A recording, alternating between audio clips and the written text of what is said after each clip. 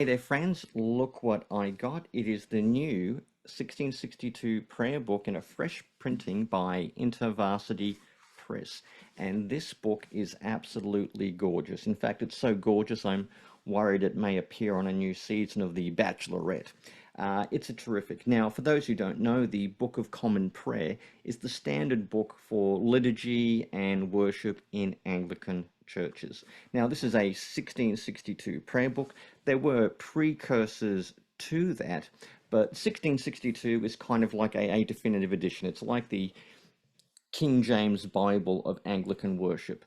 There's been certain updates within the Church of England since then, particularly in 1928 and some others, and also around all the Anglican provinces.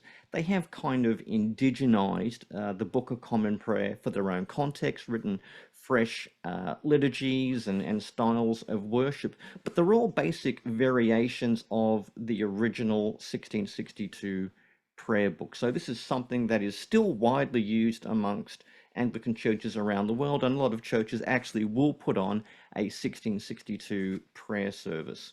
But let me tell you about how I got into the Book of Common Prayer.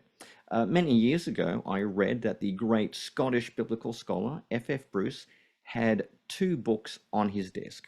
He kept a Greek New Testament and a Book of Common Prayer.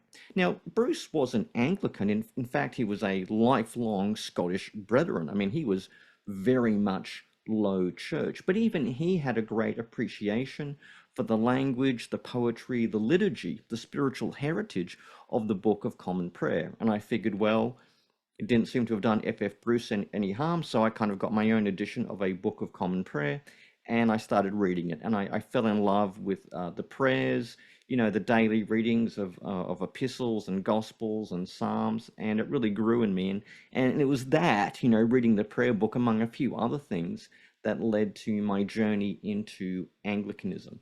And the prayer book is great. I mean, it's got, all the psalms, it's got the creeds, it's got services for weddings, funerals, especially the ordinations, liturgy for the ordination of deacons, priests, bishops, and archbishops.